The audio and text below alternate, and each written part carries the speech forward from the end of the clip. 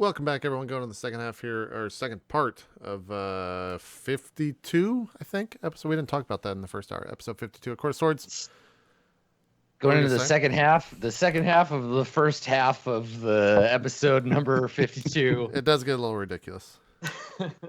Season 4, Episode 2, Episode 52 of Court of Swords, the seventh show of roleplay. Sub-Arc 5. Okay, so we see, we fade in on the office of the magistrate, and she raises her eyes from the book and looks at you. JP. Kalimat. Hello. Oh, that's not the right thing. See, this is what happens when you I don't thought have you were enough doing monitors. something. I thought you were doing something different. Like, oh, that's nice. Look at him giving credit to the. That's good. Great. Yeah, no, check out Absent Minds. That's totally planned. That was not a mistake at all. Listen, JP was just getting ready for that banjo like escape music that you're gonna need in just a second. So she looks up at you. One hand on your letter, right? Mhm. And looks you in the eyes, looks at your group, and she's like,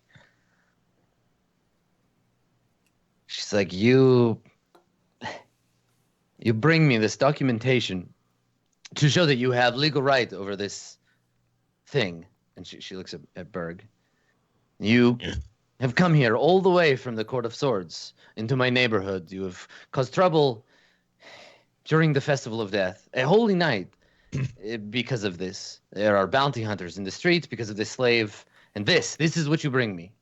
She like taps it on the table. Well, if I was uninterrupted in my duty by these bounty hunters, these purse seekers, I have a certain style. I don't brute force anything. She rolls her eyes and interrupts you, and she's like, shit. She's like, these fucking Court of Swords magistrates, they're all fucking incompetent. The seal, well out of date. None of this makes any sense, and she like folds it up and jams it back, like just pushes it into your chest, and she's like, but you take this fool back to the Court of Swords, you put him back in prison, and you tell those magistrates that this is not how we do things in the Court of Wands. You're all fucking incompetent. Get him out of here. What race is she again? Human? She's human. Okay. And she gestures, and one of the death priests is like, but magistrate, and he's like, you priest, be quiet. This one has obvious legal precedence. The slave belongs to him. All of you, get out. As we're leaving, if my hands are crossed like this, I kind of go like that and point them at her, and cast message, and into her I say, the turtles bless you today, and I have a deep bow. Okay. Message has like a verbal component, but it's a whisper. So yeah, I mean, the thing about if a spell has a verbal component, it means you have to, like people would be able to hear it. It says you whisper a message. Isn't that the verbal component? The point of verbal components is you have to be able to speak to do them, and that they're like obvious that you're casting a spell. The chanting of mystic words, spoken at normal volume. The actual like spell is a whisper to them, but yeah, it's not if it has a verbal component, you can't cast it in secret. But you could just say that. I just say that then. Yeah. She. How about that? I was gonna be all special about it, but I'll just say that then. Yeah, she kind of like looks at you and she says, "Excellent, fantastic. I was blessed by a goat this morning, and now a turtle this evening. I'm living the best of life. Now go get out of my office." Well, you heard her. Let's go. Berg cracks a smile under his mask. So as you walk out, like the priest starts to say something and then thinks better of it, and then he turns to look at you, Kalimat, as you pass. Do you give him the like stink eye, or do you ignore him, or? No, I totally I fucking ignore him. Okay.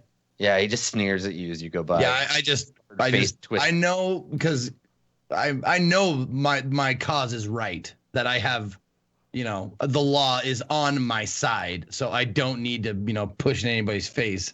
It's just you fucking interrupted me in my little way of capturing this guy. Okay. So yeah, him and his goons kind of watch you go by angrily, and they go out in the hallway and they go the other way to leave the precinct. And then the three of you head out. On your way out, Berg, you're given a wide berth by the people in the office, right? They look at you like word has gotten around that there was this like dangerous criminal that was brought here, and then they pass you and you get back out in the street. So where do the three of you go? The place you were staying before probably isn't like safe anymore. Well, I don't think we necessarily huddle. I probably, because that would look conspicuous if we're actually treating Berg as equal. So maybe I turn to Kalimat and say, we can go wherever you want. We will have shelter. I promise. Well, that's all well and good, but finding clothes in my size and adjusting for, well, pieces of my body, I am not inclined to leave them behind. So what I would suggest is you tell me where you want to meet, and I will meet you there later as soon as I retrieve my many gold's worth of clothes and equipment. I turn to Berg, but keep distance and say, where is your friend? Is he still... Well, he was never... He died. Where is the one you call Ramus? Which obviously is a perfect time to like fade to... I was gonna like, do you want me to? Or is it... So Ramus... Berg and Ramus, how long have you been like apart? Like you're like, I'm gonna go do my thing. We'll see it, or like what? How long has it been? Like a week, 2 weeks? Ages. It's just been awful without him. No, I don't know exactly. I think probably like a couple weeks, maybe something like that. Yeah, because the last time you were together, Hazan was like, I got to go deal with some stuff. Yeah, you two were on vacation. The way to give you some context, Dan, because I think this happened last time that I filled it in. Mm-hmm. Basically, we kind of I described it in the sense that we were like staying back the inn or wherever we were. Where were we? We were at like an inn, right, or something like that, or. You were staying in that cursed inn across from the burnt. Yeah. Okay, so we were there, and I just described it as like neither of us have really had much time together. Like it's always been the next thing after the next thing after the next thing. So we kind of started getting on each other's nerves. You got on my nerves, and like we're tired of Berg, like me being around because you're the one that kind of leads everything and stuff. And Berg is just like, I don't know what to do with downtime. So after a while, you like. Of us getting tired of each other, you're like, go somewhere, go do something, and then I did that. Berg started exploring and things, and would kind of tag up every now and then, but he also started taking more time like to stay in different sections and districts of the city of Brass until where we're at now. So you probably haven't seen Berg in like, I don't know, probably like a week and a half, 2 weeks, something like that. And it's been so relaxing. It's been nice, right? Yeah. Yeah. So Ramus, tonight is a night of some significance, more so for some people than others. It's a night celebrating the Arcana of Death, which means that everybody gets dressed up in kind of spooky looking outfits, skull makeup, everybody dresses in black, kind of funereal garb, and they hold kind of false funerals for things that they want to be rid of in the coming year. So until the next festival. So this is a night where debts are forgiven, where friends give up on their grudges with one another. It's sort of a night for drinking. For some, drinking till you black out, so you literally don't remember things. But for many, it's a night of letting go of the things that are weighing you down. It exists in the calendar directly opposed to the Devil's Night, which is a night for making dark bargains. This is the time of forgiveness. And so the city is sort of, ironically, alive with this feeling of the coming new, right? The idea of rebirth and the feeling of giving things up. So So these are everyone in the city is participating in these rituals in some way. Some are out in the streets drinking. Others are at home, praying for thanks and blessings to the Arcana. What is Ramus Krill doing on a night sacred to death? I think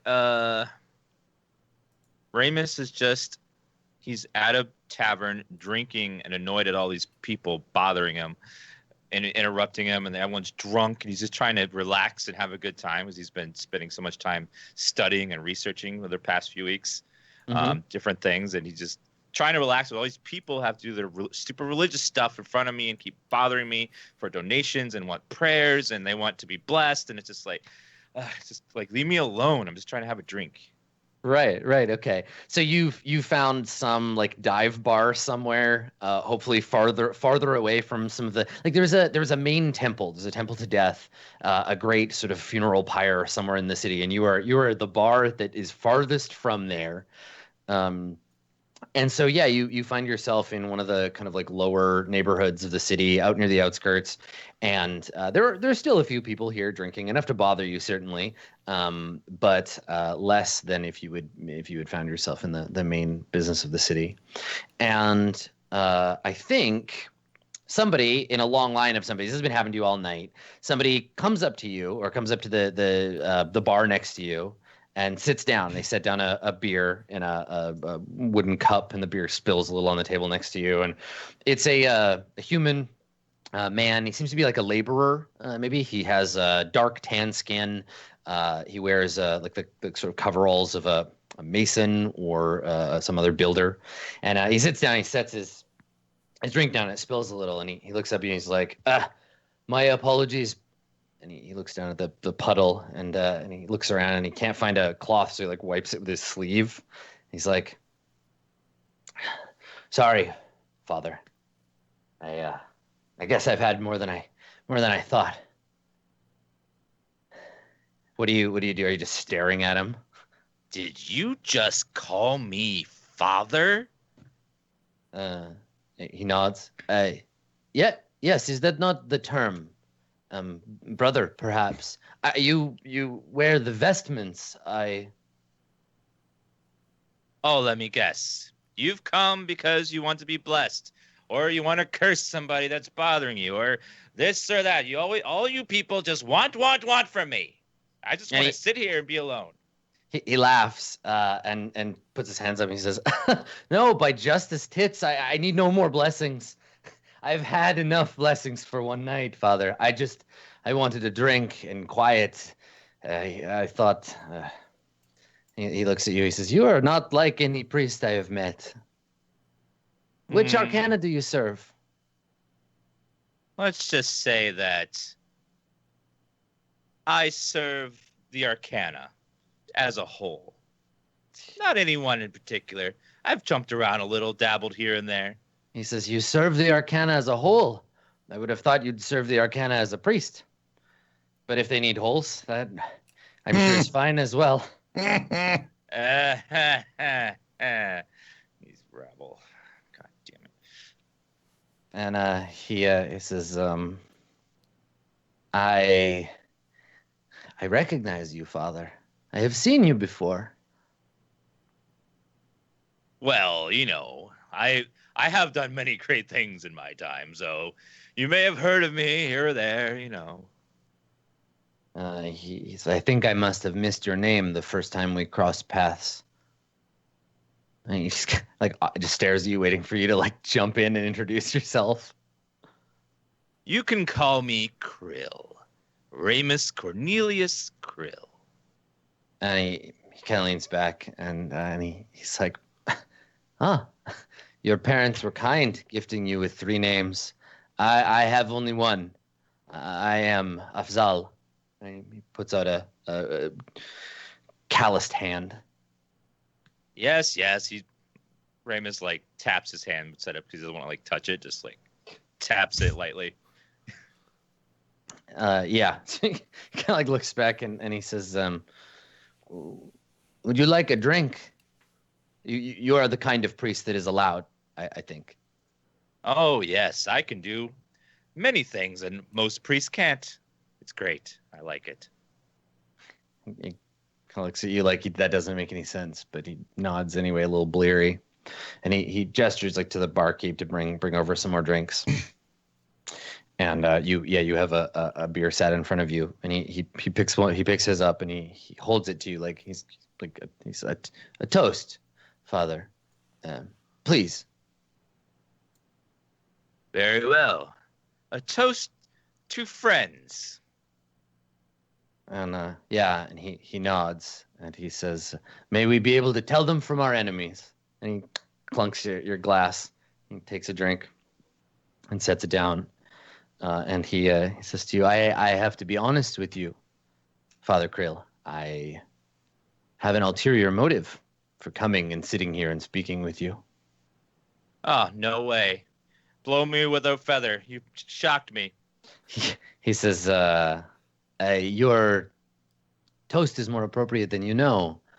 I come on behalf of a mutual friend of ours. That's a word. I don't have a lot of those. Which one?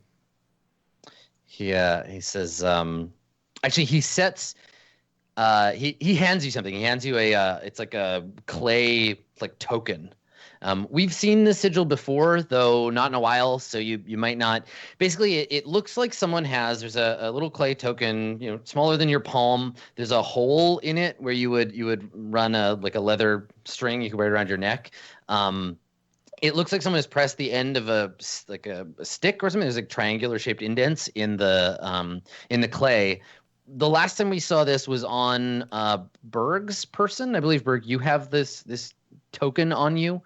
It's the symbol of the Magus Inanna of the Sahir, the wizardess. And he sets it down on the table and slides it in front of you. Ah, I have been looking for her for the longest time. And he nods and says, the Sahir has been very busy away from here. She returns to the city in 2 days. She wishes to meet with you and with your friend, the half-orc. Oh, I forgot all about that. I hope he might not be alive. I haven't really checked, but I'll try to find him. Yeah, he says, bring this token to the southern gate, midnight, 2 days from now. She will find you. Midnight, 2 days, bring the orc. Got it. Who are you, by the way? Do you serve her? He just puts his hands out and says, I am just a builder. I am Afzal, just a servant. It's kind of a big, important task to entrust to just a builder. He shrugs as he stands up. He finishes his drink. He says, I never told you what I build. And he turns and leaves, goes to press through the crowd. All right. Well, time to go find Berg, I guess. All right. So, where do the two of these groups meet up? Where do we see you next?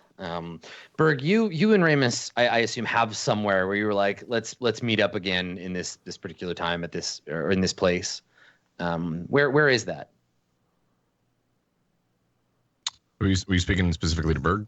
I mean, the two of you. Like, what would have been the plan here? For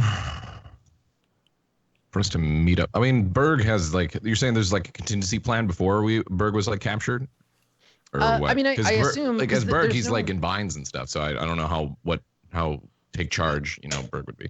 Yeah, I just mean if you're trying to find Ramus and Ramus was trying to find Berg, what would be you're talking about Ramus. Sorry, I think. Yeah, what would be the situation there? Because there's no cell phones, there's no way to get in touch with each other. So yeah, I think Berg's kind of fallback would be just to go back to the the place that they've been staying in, the inn.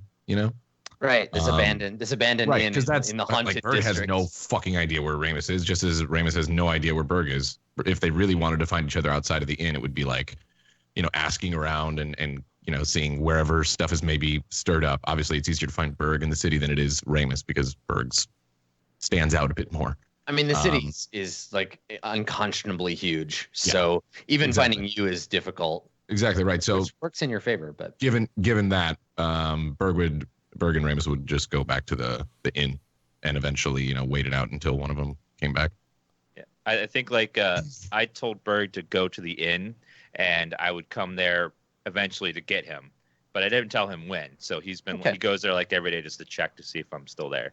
But so I'm not. which is the first group there, and what does that look like? So I guess it would be Sully and Berg go first. Yeah, because we don't have any place to go.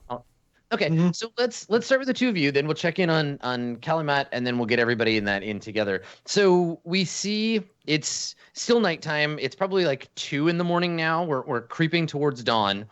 The two of you have taken a train to a formerly busy noble district of the city, a place that at one point was full of mansions and manor houses up on one of the escarpments of the city that look down into the lower city, one of the former walls. And in this district, we now see houses falling into ruin, houses that are abandoned, nobles who have moved to a different part of the city. They have taken their goods and left, and they have gone to other places. So you're in this sort of disconsolate place. There's a grimness to the neighborhood.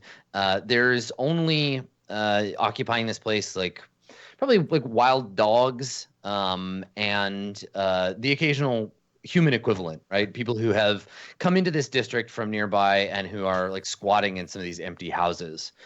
It's become quite quickly rumored in the city that this district is haunted, and people tend to just avoid it right now. The city is trying to decide what to do with it. But across from the former House of the Falcon sits an old inn whose innkeep no longer lives there and who does no business, but has become home, temporary or otherwise, to Berg and Ramus. So Berg, you lead Sully Hoffa here, and Sully, you are in this clearly bad neighborhood. There's some bad stuff going on here. You can feel it. Right. But you make your way from the train station to this place, and okay, yeah, and you stand outside what looks like an inn, an empty inn. Well, I've probably taken the I was just going to ask, yeah. I would imagine Berg is probably unbound. Yes, yeah. Well, actually, no.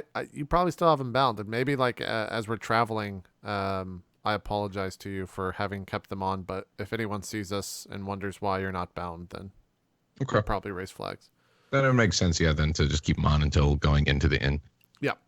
So if Berg's leading and they're just So Berg, as you approach the inn, someone calls out to you from the alley. It's a raspy, sort of ragged voice. Someone says, "Snake's Fang, sir. Snake's Fang." And you see some grubby person in the alley approaching you. Berg just kind of does one of these, it looks at him. And he says, "Only the best, sir. Snake's Fang, straight from the Court of Coins."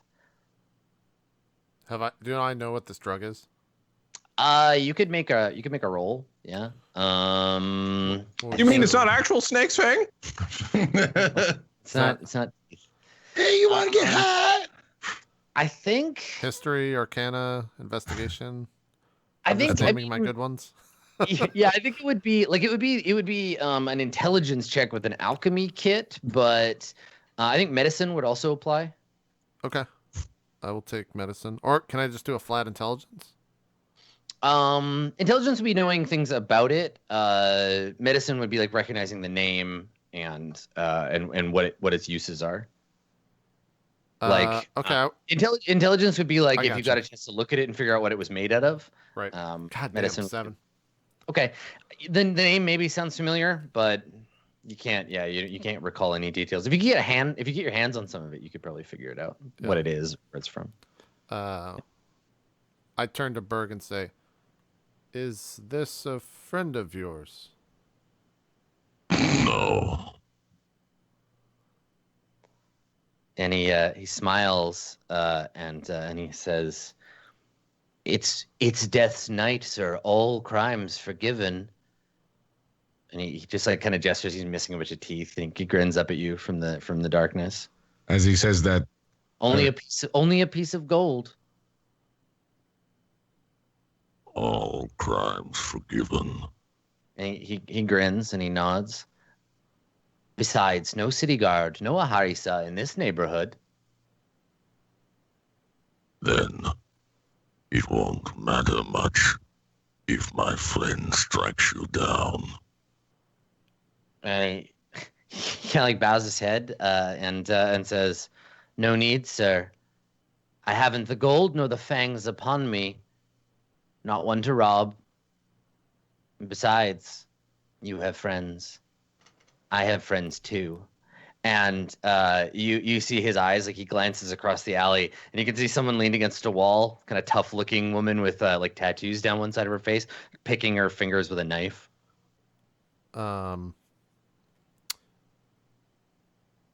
I will cast Minor Illusion. And it'll be a shadow, like a silhouette of someone up above, and a noise. And I'll turn to the man and say, "We have friends too." And I point up, and the shadow's there, and you hear the noise just kind of say like, he says something, but he's too far away for it to mutter or for it to be understood. But there is a definite voice coming from the shadow, the silhouette. Okay. You can roll intimidate. But instead of using because what's intimidate based on? Is it based on charisma? Yes. Yep. Yeah. Okay. You could base it on your wisdom instead. part of me just in my head was just like hoping, yes, but my friends also have friends. Like, it just keeps going back and forth. Yeah. All right, so it'd be intimidation, so +2 to whatever this roll is. 19. Okay. So he says, all things forgiven, sirs. No reason to fight. Just an offer. A simple no suffices." No. And he bows. Yeah, he bows and he says, "If you change your mind, we're all about." And he turns to like pulls his cloak around him and goes back into the alley. I turn to Berg and say no to drugs, kids. Yeah, I turn to Berg and say, "I've never tried drugs before." There was a turtle who said it expanded the mind. Have you had drugs? Berg just like turns around and like looks at him like that, and then just goes forward into the inn. I walk in. I walk in and you live here? I understand you keep a low profile, I guess. As he's what's it called? As he walks in, he takes off Berg shrugs off the bindings, and outstretches his arm like for his weapon and things. And as he's doing that, he's like, "Live. Berg lives nowhere. Berg exists." Interesting way of looking at life. How long will we be waiting here? Till it is enough. Adam, I look around the room. Is there a decent flat area, or is it all just kind of cluttered? There's lots of space. I don't imagine. I don't know. Like Berg and Ramus, Yeah, what you've have been you staying done here to the for place? a couple of weeks. Is it just like, do you just live in your own trash or what? Or what? You have a whole abandoned inn to yourself. And to illustrate the sort of strange hauntedness of the neighborhood, like the glass in the windows has kind of gone dark. The place is dustier than it would otherwise be. It's like hard to keep clean. There are many rooms where the roof has kind of caved in, so they're unoccupied. And there seems to be more vermin here than you would expect. So like when you come in, you frighten a rat that like runs off across the room. But have you tried to keep the place relatively clean, or is it just like you live in a big garbage pile? Go I ahead. think we have like a table that we used to eat at that's clean. We have two separate rooms that are clean. Everything else we don't give a shit. Yeah, I think we have like a room that's designated like trash room. Yeah, everything's just piled in there. We keep the areas that we're in like quite a lot, somewhat clean. We wouldn't call them clean. Tidy in like a, walk vagrant without tripping. standards. Yeah, exactly right. Yeah, we're not tripping over shit, whatever. But yeah, there is parts of it that are pretty messy. Okay. Well, then maybe I'll spend an hour or so, however long it would take Adam to kind of clear out a 10-foot radius area for me to go to sleep in. Okay. All right. And that's probably what I spend the time doing. I don't necessarily talk to Berg at any point unless he strikes up a conversation with me. But once I clean off the area I pull out a piece of chalk and put a bead on the ground and start making arcane sigils and stuff on the ground, getting ready to cast a ritual. Mm-hmm. Okay. All right. So you find a room that you can clear and do that thing. And that's not hard. There's space. Okay. Yeah, that's fine. Okay. So meanwhile, Kalimat, you want to go and return back to the inn? Yes. Mm-hmm. Okay. All right. Sure. Yeah. So you make your way across the city back to the inn, and at this point, like I was saying, it's like 2 a.m. Some people are still in party mode, but most people here, there's a sort of a susurrus of like mumbling and quiet, like that group of people that wanted you to come and smoke opium with them. They're well on their way, so they're all like kind of like lying there, and the pipe is kind of smoldering a little, and the place is kind of quiet now, though still quite full. So yeah, you arrive, and where do you go? What do you do? Just because I think this is something we would do, and I just want to establish it. Yeah. Before we parted ways. Okay. I'm guessing Berg would have said like a basic directions to this place so I can get there. Okay, good. Okay. Yeah. I just want to make sure that we weren't that stupid and just like left and went like, oh fuck, I have no idea where they went. Yeah. Actually, the whole rest of the episode is just gonna be a lot of pointless bullshit of you trying to get back together. Yeah. Right. Yeah. Okay. Good. You ever seen The Warriors? It's that. I'm sorry, I didn't mean to doubt you, Adam. I apologize. No, it's cool. It's cool. Okay. I go and I'm just trying to make this a quick in and out thing. I'm keeping my eye out for anybody who is part of the bounty hunters or the clerics or whatever, the priests that from before. I'm keeping an eye out for them, and if I see any of them, of course, I'm going to take maybe circumvent them if I can, just to try not to draw any undue attention. But I'm still pretty confident that like the law's on my side. You heard the magistrate. She's not gonna, I would assume that they're not gonna try anything unless they hold a grudge. In which case, we'll handle it if that comes. So, making my way to my room to fold up my stuff carefully and put it in my bag and meet them.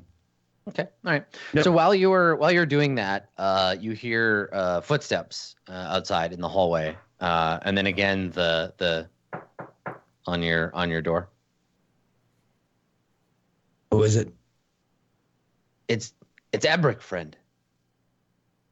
Ebrick was the dwarf that you talked to before. Your neighbor. Right. Yes. Okay. I don't want to join you. If that's what you're going to ask me. He says like through the door. No, friend. I'm exhausted for the night. I wanted to talk to you a moment. Oh, well, yeah. It's open. Come in. Okay. So he pushes the door open. And he's. Can you spell his name for me, please?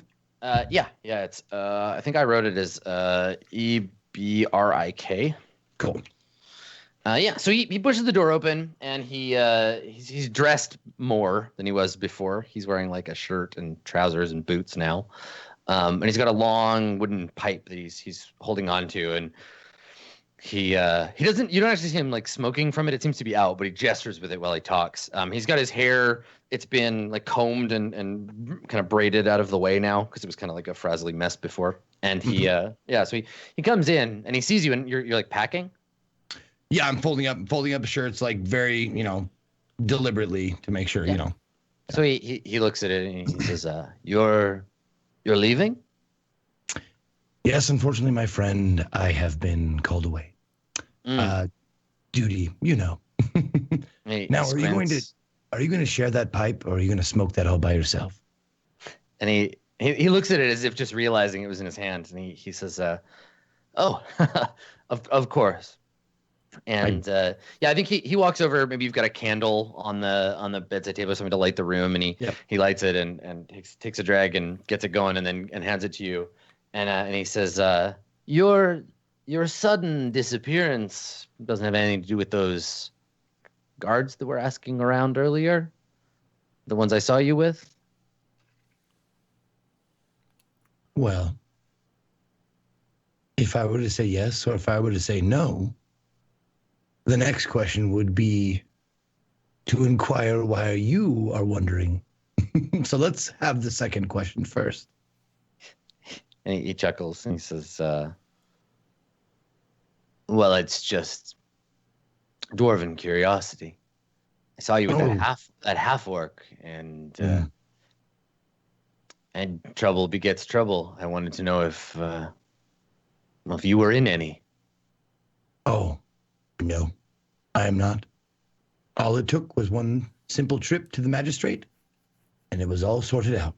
The law proved to be just this time around, and oftentimes it isn't. Am I right? Yeah, he laughs. He says, "In my experience, these magistrates, they they don't solve problems; they cause it." But, yes, I'll smoke to that. Yeah. So have you ever smoked the dwarven pipe leaf before? Yes, I would say being well traveled. Like you're a worldly guy. Okay. Yeah, when you were talking about like the snake fangs and stuff like that, I actually did some thinking about that. Like, would Calumet do drugs and stuff like that? But if he had tried them before and knew them.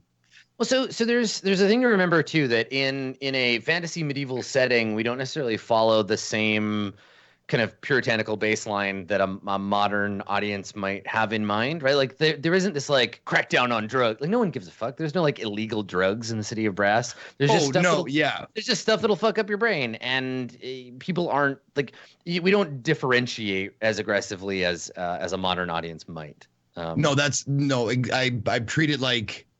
Like, for lack of a better term, I treat it like Burning Man, where drugs are everywhere, but know you're high. Right. So so the stuff that he has in his pipe is like a bit of a mind numbing thing. Like it's meant to ease out the peaks and valleys, right? So that you can dig longer in the earth, and they designed it to be like kind of a worker, like khat, like a worker's drug, and so yeah, it's giving you a bit of a focus you might not otherwise have. You can see things not as clearly necessarily, but you don't get distracted as easily. Mm-hmm. And he says to you, he says, "Will you be coming back?" Well, I'm a traveler, so I'll just say yes. Maybe not tomorrow, maybe not next week, but I'm sure that the city of Brass will call me back. Yeah, he says, "Well, I'm leaving soon, heading east, out to the Court of Coins," and he puts a big burly hand out to shake yours. And I grab it, shake it, like give him a firm, like a dwarf would like. Yeah. So he shakes your hand, and he says, "A piece of advice before I go. That orc you were with. Mm-hmm. Now, I know I know you're going to think this is just dwarven advice, given headstrong and angry from old grudges. Our two peoples, they're not known to get along. But I will tell you this, I have never owned a slave.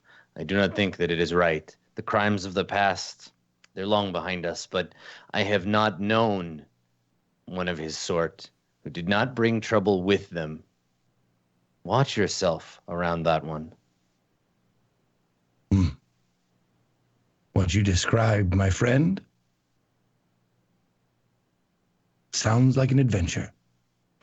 He laughs. He says, well, if that's what you're looking for, then fine.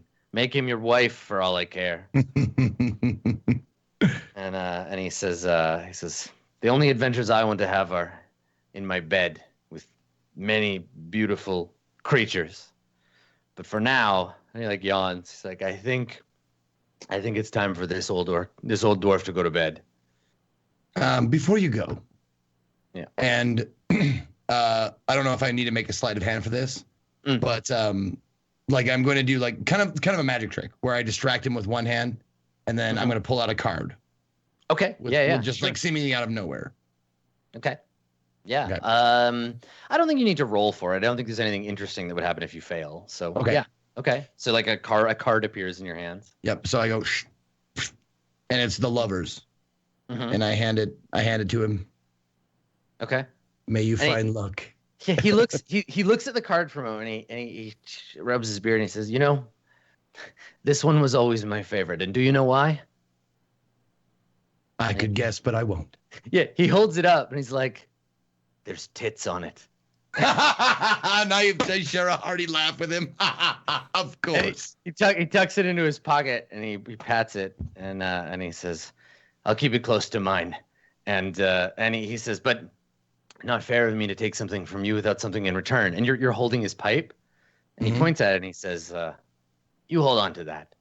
Dwarven pipe like that, it'll last you, well, longer than you're going to live.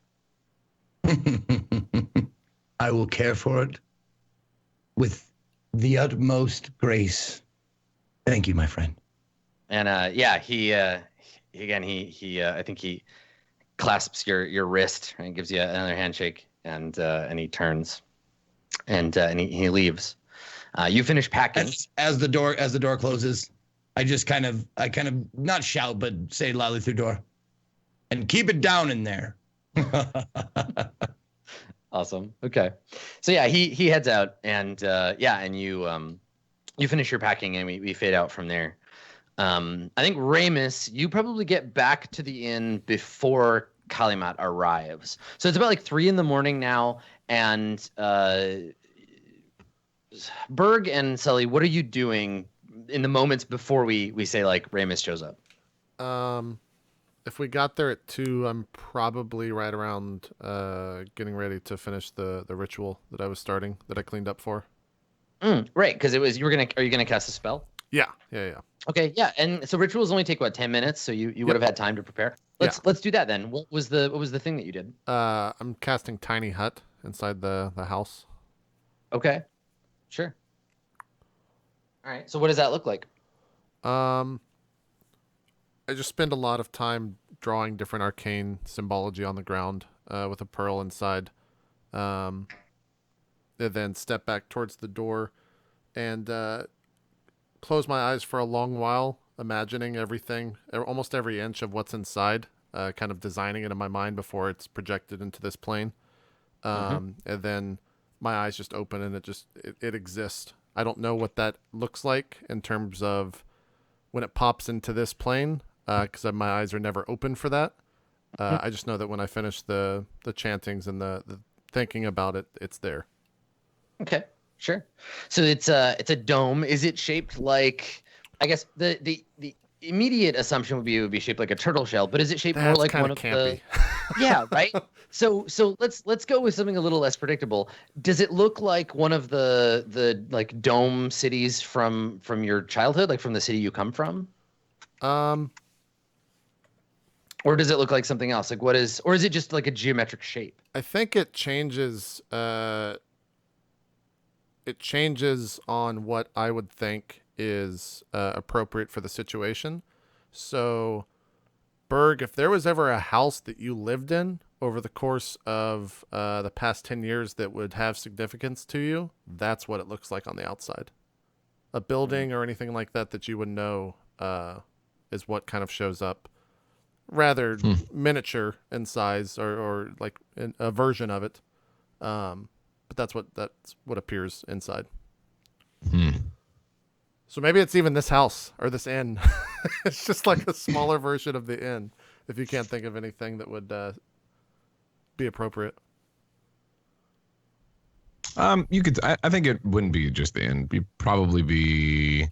Let's say there's like a small like shack somewhere that Berg stayed in for a while. It could be a tea shop from that first village that we were in. Yeah, it could be. Could be that. Could be Azure Vortex's hut. So everybody sees something slightly different. Yeah. Cool. Okay. All right. Yeah. So you've conjured up your tiny hut in the inside of the inn, and then so Berg, what are you doing once you're back here while this is happening? How much time has passed? I mean, only a few minutes, but up to like several hours. I'm just curious about what you'd be up to. Like, do you go to sleep while you wait for Ramus to come back, or? I think Berg would probably like raid the whatever pantry in the inn for like maybe some like bread or something like that, since it's probably been a while since he's ate. So you've been going to the market and buying food and bringing it back here and storing it in the inn. Yeah, Okay. doing stuff like probably buying in bulk. You know what I mean? Like kind of just stuff that's just basic shit. So yeah, sitting there eating, probably watching Sally Hoffa a little bit, and then maybe just resting. Just like sitting in the chair kind of, or just even on the floor or on like a cot or something like that and just resting and waiting for Ramus. Berg doesn't do well with downtime. So Ramus, when you get back, describe your return. Ramus, you guys hear Ramus stomping up outside. You hear some sort of shout of something, and the door just flies open on its own because they use thaumaturgy to make it fly open, and then keep casting spells to make the light lantern come back on. It's like, honey, I'm home. And I walk in the door and I instantly see this giant orb thing. And I'm like, Berg, what did you do? What is that? I'm cheating on you.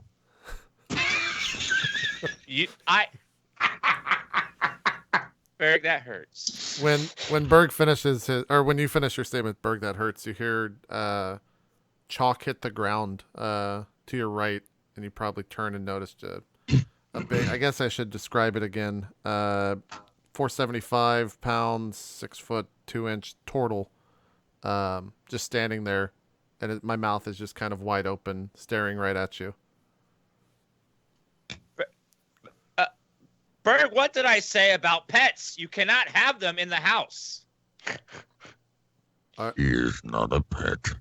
He's a friend, I think. Well, I know you get attached to your little pets. First your little feather, now this. But we can't have it in the house. He's not little, and he can hear you. Excuse me, are you... Holy shit, it can talk! I look. Of course, I can talk. Have you? What are you? You've never seen a turtle before. I've seen a turtle, but I've not seen whatever the hell you are. No, a tortle with an O. I said turtle. Tortle. Turtle. Tortle. Oh fuck. I look at Berg. Turtle. Turtle. Kind of mumbling it, like hoping he said. Are you Ramus? Do I owe you money? If not, then yes, I am. I kind of disregard the fact that I dropped the chalk and walk over towards you. And I'm kind of just staring at you and like studying you up and down. Not really saying much. And I do this for like 30 seconds or so if you don't say anything. And how do you exist? I have thought long and hard about how we would meet as well, and I still cannot grasp it. What is he talking about, Berg? Your soul. It does not exist. He knows many things about the both of us. Studied. Followed our past. You mean you blabbered about all our secrets? No. He already knew. Well, you've been stalking us? I do not believe I could stalk.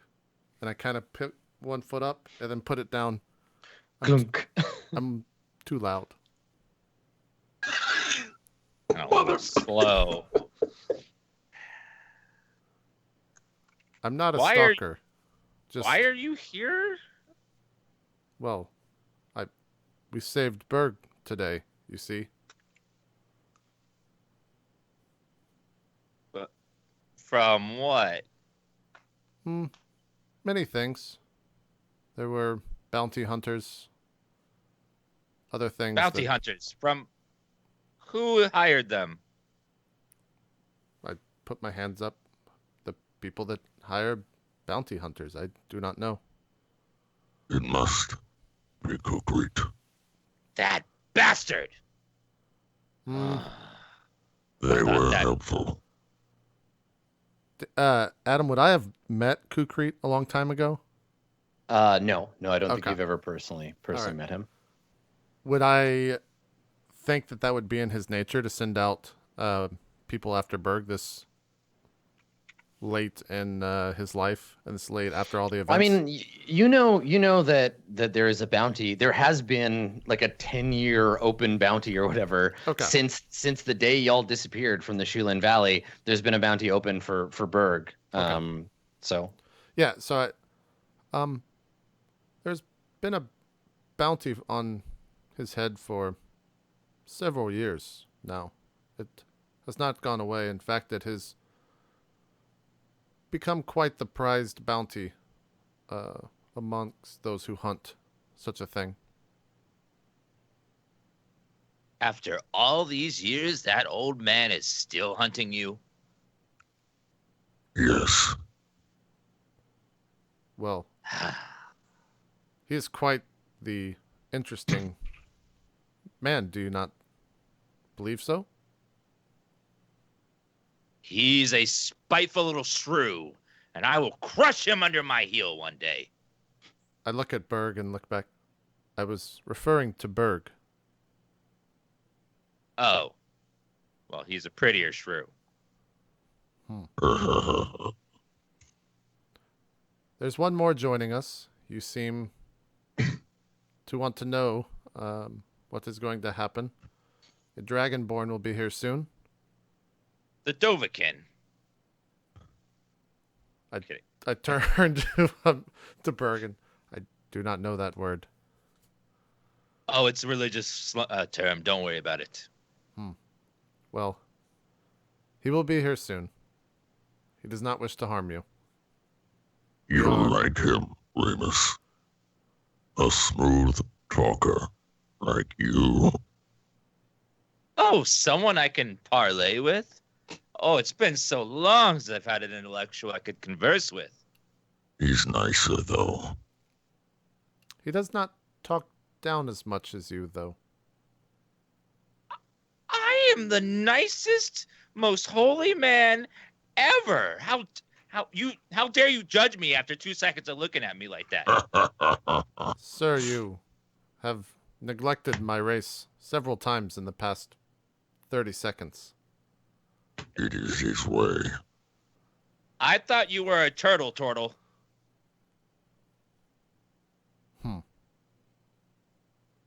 It's time Can't for me to sleep. disrespect animals. They don't have feelings. I will see you. Remus. I just say I will see you both in the morning. I walk towards the. Yeah, as you walk sphere. away, I think Berg kind of looks at Remus like, So, What have you been up to? Well, I brought you a present since I have all the gold. And I pull I out doubt that. No, I actually do have a present. And I pull out a half orc sized suit of armor.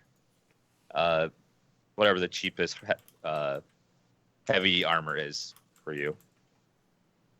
Yeah, what would that be? Like, I was half- wearing half plate, wasn't I? You were wearing half plate, yeah. Let's see, heavy armor. It's been so long that I've had proper armor that. Heavy armor is ringmail, chainmail, splint, or plate. Probably want splint. That's the cheapest. I think it's like 50, right? I can only wear up to medium. That's why. Oh, you can't wear heavy. Okay, right. Half plate. So your options here would be like scale mail, which is 14 plus your dex mod. I think it'd be great if he brought him heavy and he can't even wear it. He's like, I got this. No, I can't wear It that. would not be great. But I'm pulling a thing of scale mail that's. I mean, the cheapest is hide armor, but like, if you wanna purchase something that's actually worth a damn, a breastplate is 400 gold, and it's 14 plus your dex modifier, maximum of 2, but it doesn't have disadvantage on stealth. Scale mail is only 50 gold, but it does have that disadvantage. It weighs a lot more. I'll give him a breastplate. Okay. It's 400 gold. Yeah, it was 400. Yep. Okay, so I'll just deduct that from my inventory. Okay, Max, I'll add that to your character sheet. for Okay, you. I was just gonna ask you. Yep. And there's a big shiny tower engraved on it. Okay. Just like on the middle of it. It's conspicuous. Yeah, just you thought you might want to spruce it up a little bit. Thank you. Or just looks at it and regards it like, Wow. I can't wait for rust monsters to destroy this one. Mm-hmm. Well, that tends to happen with you, Berg. You seem to like getting naked in dungeons. The thing is, so Berg, when you open the gift that Ramus gives you, it's a breastplate, but then when you pick the breastplate up, 10 rust monsters jump on your right? face. Yeah. Yeah, sorry. That goes. It would have been funnier if rust monsters were engraved on the thing.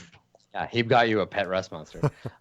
Okay, so you take out this breastplate adorned with the embossment of there's a mighty tower with a lightning bolt striking it and bricks tumbling and down around the bottom like skeletons looking up in fear at the crumbling of the tower.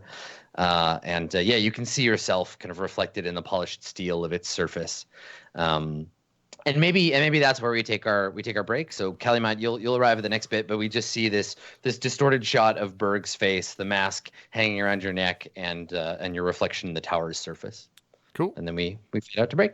All right. Yeah. Let's. and the sad Hulk song plays. Dun, dun, dun. yeah. Yeah, exactly. All right. Let's take our second break. Still got 2 hours left to go here on this week of Court of Swords. We will be right back with more. We'll see you in just a bit.